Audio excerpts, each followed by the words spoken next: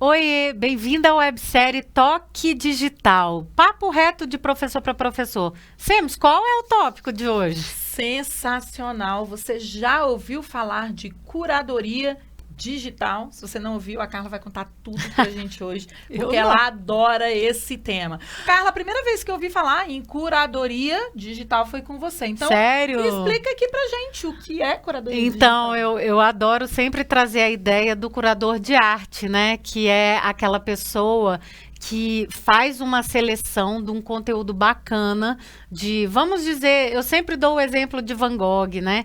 Então, vamos dizer que você é um curador de arte que você vai fazer uma exposição de Van Gogh.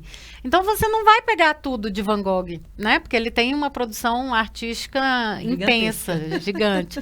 Então, na verdade, você vai pensar no que essa exposição que você vai fazer, o seu público, e a partir daí você cria uma linha, vamos dizer assim, uma linha artística, editorial, né? Com as melhores peças de Van Gogh para representar um período, para representar talvez uma cor. Porque ele tem muito isso, né? Ou uma fase específica de criação dele e tudo mais, né? Então, o curador digital, assim como o curador artístico, é aquela pessoa, e aí somos todos nós, que damos sentido a um grupo enfim, a um conteúdo específico. Então, por exemplo, todos os dias, quando a gente pega um link, aquilo é uma forma de curadoria, onde a gente coloca, como que a gente seleciona, onde que a gente guarda, como que a gente compartilha e como a gente dá sentido para aquilo que a gente está guardando, né, na verdade. É uma forma de organização, Samara, porque não dá para a gente absorver tudo. Então, cada um vai ter uma forma de curadoria para a gente guardar aquilo que há de melhor e relevante para a gente e também para os outros. Sim, não falei para vocês que ia ser sensacional? É exatamente isso. E para mim, assim, quando a Carla ela dá o exemplo do curador artístico, faz todo sentido, porque a gente já faz curadoria. Já. Quando eu vou preparar uma aula, eu faço uma curadoria às vezes, GIFs, memes, sei lá, figuras, textos, coisas que eu vou compartilhar com os meus alunos ou que eu estou usando para preparar a minha aula, para criar, né, ali o storytelling da minha aula, a sequência e o fluxo dessa aula. Então, a curadoria digital, pessoal, ela é uma habilidade extremamente importante no dia de hoje. Se você ainda não é curador digital, você vai ter que se tornar um curador digital e vai aprender com a gente aqui agora. Porque aqui é papo reto, entendeu? A gente apresenta o que é e já mostra. Bom, antigamente eu fazia assim, Carla, tava pesquisando meus links, minhas imagens, aí eu abria um documento de texto no meu computador, né, aquele TXT mesmo. E aí eu ia copiando todos os links para esse documento de texto, e eu já sempre gostei de categorias, então eu tinha categorias já específicas, né? Aula de mecânica, e eu tinha lá todos os links daquele conteúdo de mecânica que eu trabalhava. Mas parece que tem um jeito mais fácil de fazer isso. Quando chegou o favoritos do computador, que ele se aperta assim, salvar nos favoritos, eu comecei a usar, mas eu queria que você desse as suas dicas para a galera que está aqui com a gente hoje. Essas são todas formas rudimentares, vamos dizer assim, de curadoria digital e fazem sentido, tá? Então, por exemplo, até hoje não, acho que a maioria, não sei se você que está aí com a gente faz isso, mas ter um grupo de WhatsApp só com você mesma, você chama alguém, depois põe só você mesmo e tem um grupo... Mandar por e-mail para você mesmo. Só para mandar ou por e-mail ou colocar no próprio grupo de WhatsApp, que é o seu, né? Que é você. Então, isso são formas, eu diria, meio que básicas, rudimentares no sentido de serem básicas, né? De curadoria. Só que hoje em dia, o que você tem que fazer para a curadoria trabalhar para você é você ser mais eficiente na forma de curadoria e fazer uso de plataformas digitais que vão te ajudar nisso. Né? Então, por exemplo, hoje uma bem famosinha que está aí, que a gente tem até tutorial, depois é só procurar, é o Wakelet. O Wakelet é uma forma de curadoria digital que você guarda em murais, né, Samara? Então, você tem ali os murais e você pode separar por tópico, enfim, por período, o que você quiser, né? Então dá para fazer muito isso. E lá tem coleções, então você pode... Eu acho ela muito parecido com o Pinterest. Com o Pinterest, assim, porque o Pinterest, ele é uma rede social. Ele é mais social, né? ainda. Mas também você pode fazer curadoria. Você salva ali as imagens numa pastinha. Essa pastinha pode ser só sua, pode ser pública. Isso é uma forma de curadoria. Agora, o Wakelet, ele fica profissionalmente, quando você mostra para as pessoas também, ele fica mais interessante, porque você vai ter meio que um painel, como se fossem vários post-its ou várias anotações. E é engraçado isso, Carla, porque a diferença do que a gente fazia antes, que eu anotava no papel, mas você já me contou que você imprimia. Imprimia, já até saiu no Toque Digital, né? Eu imprimia os links. Então, milhões. Assim, não tem problema. O problema é como fazer isso de forma mais rápida e como também fazer a internet trabalhar para a gente. Porque, no fundo, o que a gente quer é usar a tecnologia para agilizar processos. E aí eu nunca vou me esquecer de ferramentas que você já trabalhou com a gente que fazem isso. Mas tem uma que eu amo, que é para pesquisa científica, que se chama Mendeley. Então, todas as vezes que eu vou escrever um artigo, alguma coisa, eu vou ao Mendeley e eu salvo os links dos artigos que eu estou lendo para escrever o meu no Mendeley. O que o Mendeley faz, Carla? Ele simplesmente começa a me sugerir artigos parecidos com aquele que eu estou lendo, que tem o mesmo tema, que às vezes é do mesmo autor. Então, isso facilita muito o processo de pesquisa e de elaboração. Usei na minha dissertação, uso para escrever artigo, tem lá uma pastinha para cada coisa. Então, existem inúmeras ferramentas. Você vai falar de mais algumas para gente? Não, vou falar. Agora, é bem interessante, porque a gente estava falando do Wakelet. E qual que é a diferença, por exemplo, quando você pega uma ferramenta como o Wakelet e uma ferramenta como o Mendeley? O Mendeley, ele utiliza uma coisa social que é muito interessante, porque ele puxa o que todo mundo está salvando e isso faz com que aí depois os algoritmos trabalhem para te trazer outras ideias. Verdade. Que é assim, por exemplo, que a Amazon funciona. A Amazon também, você faz curadoria, você não faz? Você não faz sua listinha lá, o seu wish list, sua listinha de desejo? Quiser, tá lá. Então, isso é uma forma de curadoria também, entende, Sams? Mas ela é muito mais social. O Wakelet, ele é muito bom de organização, mas, por exemplo, qual que é a diferença do Wakelet para o Pinterest? O Pinterest, ele também tem a mesma lógica do Mendeley, que tem no acadêmico. O Pinterest tem essa coisa do social, que ele não só organiza, quer dizer, você organiza do jeito que você quer os seus murais, mas ele tem essa coisa de você achar e de você e também de te mostrar coisas que são relevantes para você. Então, tem essas plataformas, principalmente essas sociais, que já são muito robustas no sentido de trabalhar com algoritmo, machine learning e tudo mais, que trazem para frente o que muita gente, milhares de pessoas estão salvando também. O que é bom. O que é bom e o que é ruim. E aí, por isso que a curadoria não é simplesmente você organizar, é você saber filtrar, né? E aí, o filtro, o que a gente tem que ter um cuidado na curadoria, que é importante. Quando você, por exemplo, começa a usar o Mendeley, ou quando você começa a usar Amazon, o que acontece? Legal, algoritmo está te ajudando? Tá te ajudando. Mas te tira de ver Mas você começa a fazer parte de uma bolha e de um viés até cognitivo e de pensamento. Só aparece para você o que você acredita. Isso. Só aparece para você o que você concorda, porque é o que você curte, é o que você leva. Então, sair dessa bolha, inclusive, é bem complicado, bem difícil você conseguir, né, Carla? Você tem dicas para isso, eu tenho certeza. Não, Sams, e é isso que eu ia falar. Então, por exemplo, quando você faz isso, você acaba... É bom, né? Porque você está filtrando e as outras pessoas estão trazendo. Então, nesse sentido, a tecnologia é muito boa, mas você também tem que começar a navegar em outras bolhas.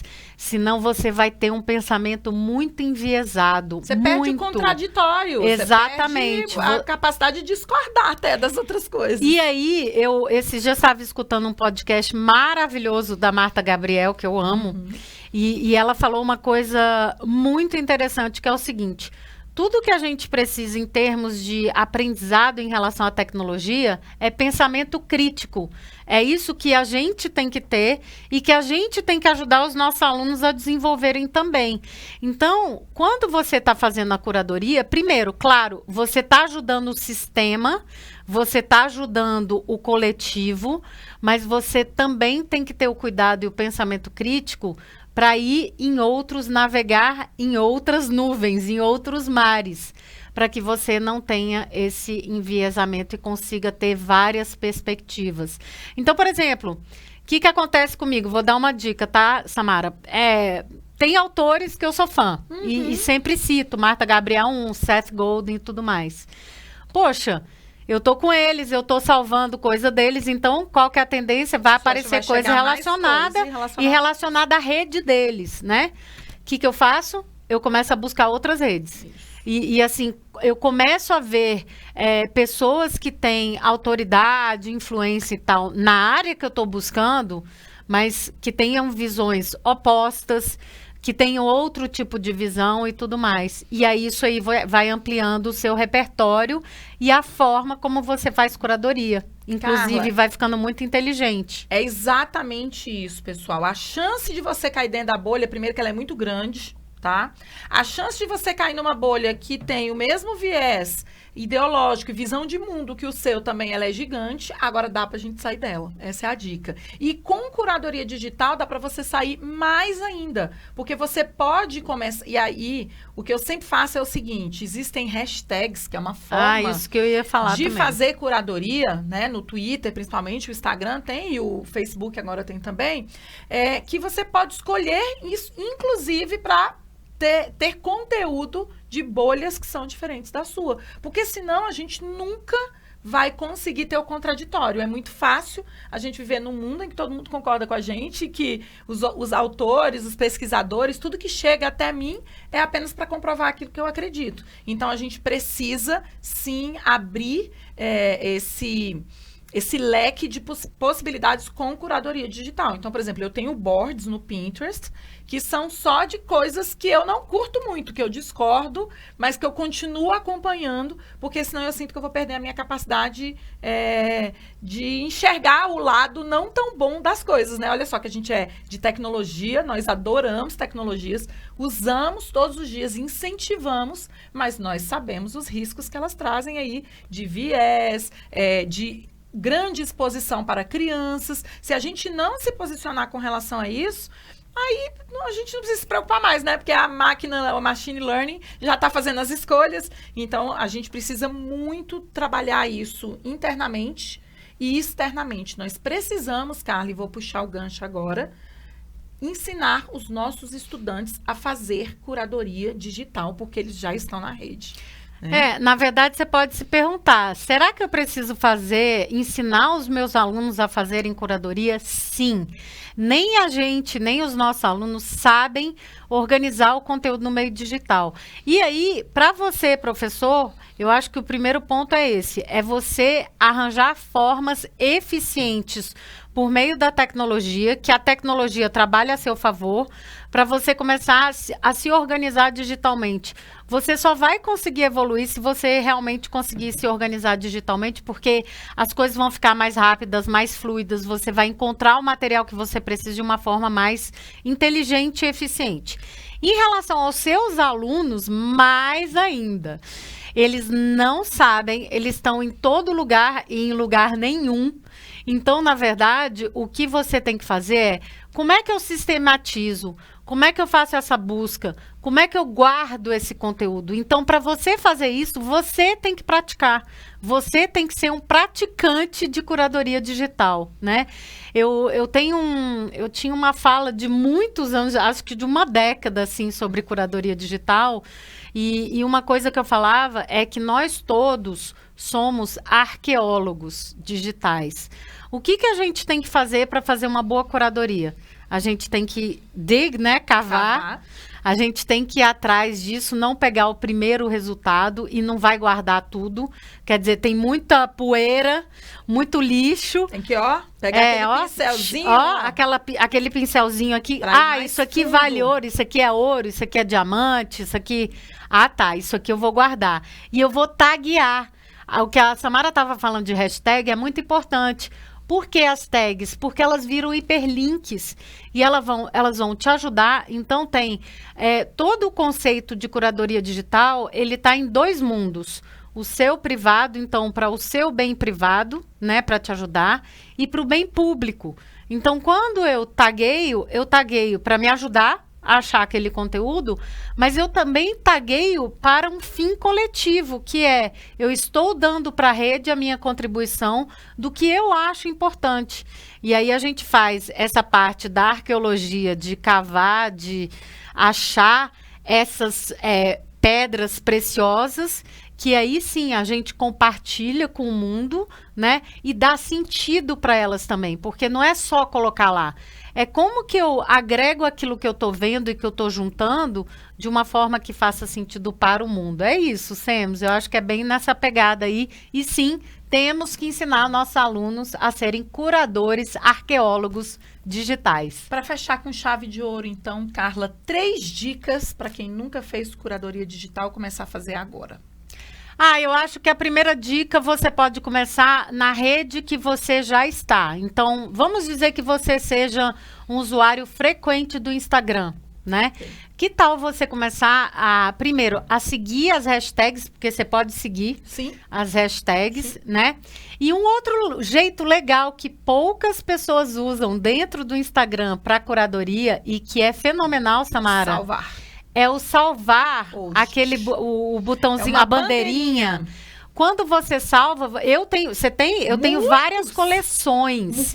Eu tenho coleção de, eu escrevo assim, a minha coleção de inspiração, de aprendizagem, de áreas de interesse, por exemplo, marketing, de coisas sobre Google for Education, coisas sobre aprendizagem digital. Então, você pode criar lá coleções lá dentro. Então, se você é um usuário do Instagram, começa com o Instagram, fazendo uma curadoria lá dentro. Se você está no Face, a mesma coisa e tudo mais. Uma outra dica, a segunda dica aí que eu deixo, é você começar a ter um fluxo, um processo que é seu, e aí é único. Se você me perguntar como eu faço curadoria e como a Samara faz curadoria, é totalmente diferente. Mas é você ter o seu processo de curadoria. Então, por exemplo, quando o link chega, onde que ele vai ficar? Onde que eu vou armazenar ele? E aí fica a minha super dica, que eu amo, que é o Pocket, né? Que tá no computador, tá no celular, é um aplicativo e é web também, que aí eu guardo. E o principal é você taguear. Se você quer achar uma coisa nas redes, é você taguear. Vou só dar um exemplo rápido antes da gente encerrar. O meu filho passou 1 ano fora, né? Fez intercâmbio e tudo mais. Aí eu fiz um projeto, eu me forcei a fazer algo para manter o contato com ele também, como memória e registro daquele momento, porque a curadoria também é isso, é um legado que você deixa de um momento passado que você viveu, né? Porque quando você faz curadoria, o presente já virou passado, né? O que aconteceu? Eu fiz uma tag específica para essa minha ideia que eu tinha, e eu fazia um post para o meu filho todos os dias. E eu taguei todas as fotos, todas. O tempo que ele não foi 365 dias, eu acho que foi um pouco menos, mas todas as fotos foram tagueadas do dia que ele saiu daqui de Brasília e do dia que ele voltou. Então, era uma foto, uma mensagem, uma mensagem, sempre tinha. E com a hashtag que você criou para esse projeto. Então, hoje em dia, quando você quer revisitar, eu só coloco no Instagram a tag, que é uma tag única, que também é legal. O que é uma tag única? É simplesmente você pesquisar uma tag e ver se alguém já usou essa tag. Claro que hoje é muito mais difícil, mas dá para fazer. E aí essa tag única, então hoje eu consigo reunir tudo isso. O que é isso? uma curadoria. Lembra que a gente estava falando de Van Gogh? Sim. Essa é a minha sua categoria. é a minha curadoria. exposição, a minha enfim, curadoria, e é um registro, uma memória e um legado. Eu só tenho uma dica. Não deixe para ninguém fazer a curadoria. Faça você a sua curadoria. As pessoas me pedem muito isso. Ah, Samara, mas você podia organizar porque fica mais fácil para mim. Não, quem tem que organizar é você. Eu posso te mostrar quais são as ferramentas, né? Nós podemos aqui dizer o que a gente usa no nosso dia a dia. Mas você não pode permitir que outras pessoas façam a curadoria para você. É você que tem que fazer. Porque, senão, você vai mergulhar na minha bolha, no meu viés, na minha visão de mundo. E isso não é legal. A gente tem que ter visões diversas nesse mundo diverso que a gente vive, né? Então, muito obrigada. Se você curtiu esse vídeo, compartilhe com alguém e a gente vai encerrar aqui por hoje, porque tem mais, não é isso? Tem mais, sempre tem mais. Tchau, tchau. Até a próxima.